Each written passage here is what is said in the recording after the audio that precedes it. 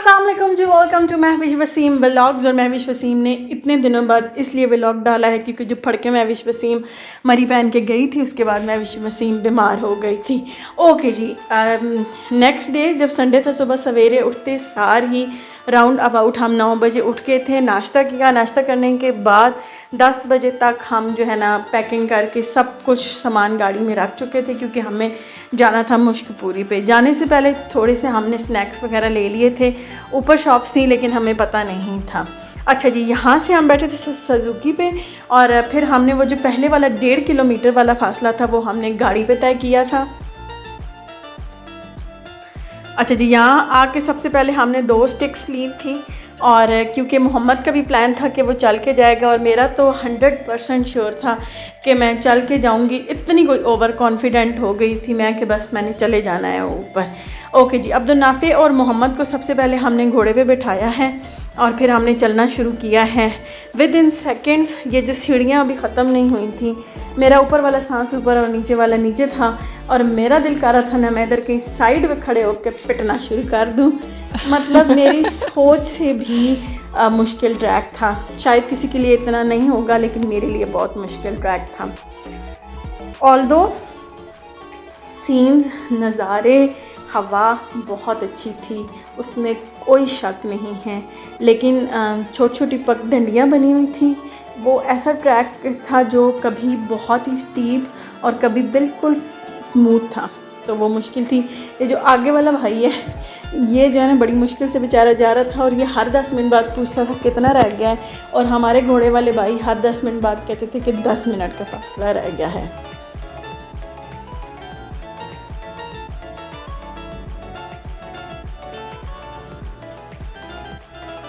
हवा ठंडी यख थी, इतना सुकून, इतना मज़ा था कि एक अलग ही समा, कोई जन्नत के टुकड़े वाली जगह पे हम आ गए थे।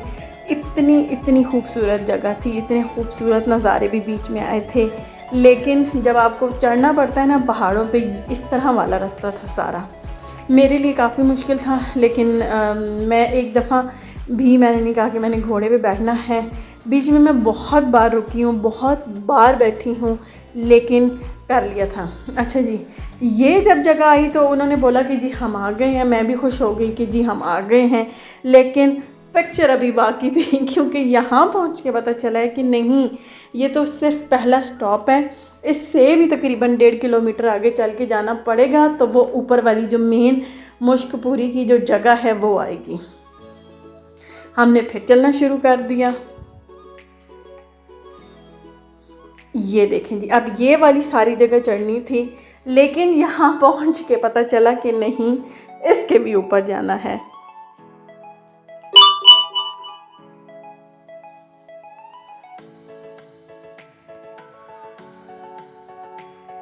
यहाँ हम बैठे और बैठने के बाद हमने आराम से अपने स्नैक्स वगैरह खाए, थोड़ी सी एनर्जी जो है वो बहाल की और फिर हमने बोला कि नहीं, जो अभी भी एक और जगह है उसके ऊपर जाना है। मैं इतनी थक त्रुट गई थी बिल्कुल ही ज़्यादा कि मेरे से चला भी नहीं जा रहा था। फिर मैंने ये थोड़ा थोड़ा साथ साथ फ़ोटो शूट हो रहा है। फिर मैंने मोहम्मद से बोला कि आपने नहीं जी नहीं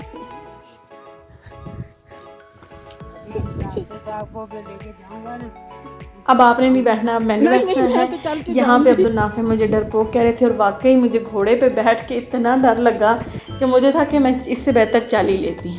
अच्छा जी, ये हो रहा है थोड़ा सा फ़ोटोशूट, और फ़ोटोशूट वाले भाई ने हमें बहुत जलील किया था। वो एक अलग सारी स्टोरी। आप जब भी जाएँ मुश्कपुरी की किसी भी जगह पे, फ़ोटोशूट वाले से पहले रेट कर लें और उसे बोलें भाई इससे ज़्यादा मैक्सिमम मिनिमम पिक्चर्स का उनसे फाइनलाइज़ कर लें।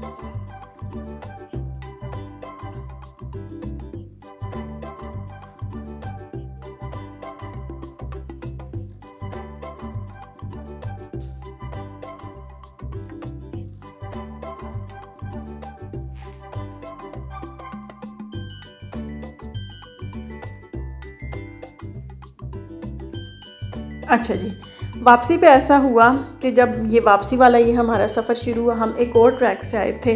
वो वाला ट्रैक उस ट्रैक से भी ज़्यादा छोटा, मतलब छोटे से मुराद के कि उसकी जो पगडंडियाँ थी वो ज़्यादा छोटी थी और थोड़ी सी मतलब ढलवान थी उसके ऊपर।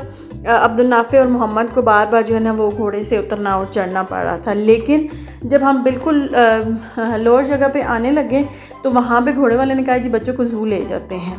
हमने कहा चले आप इतने दूर आए हुए हैं तो ज़ू चले जाते हैं। ज़ू पे हमें पहुँचते पहुँचते तकरीबन 2.25 घंटे लगे थे। ये सारा रास्ता वही है।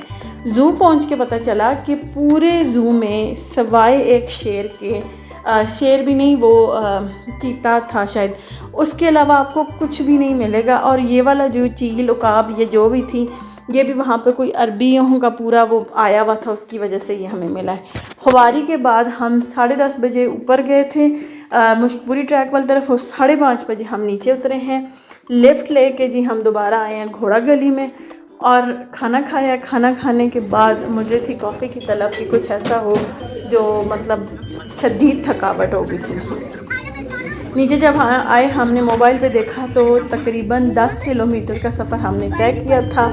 फिर जी हमने सारा सामान डाला गाड़ी में, जो पहले ही गाड़ी में था। कॉफ़ी पीने के बाद कोई ब्रेक नहीं लगाई, गाड़ी में बैठे और सीधा पहुँचे अपने घर। लाइक शेयर और सब्सक्राइब कीजिएगा अगले व्लॉग तक के लिए। अल्लाह हाफ़िज़।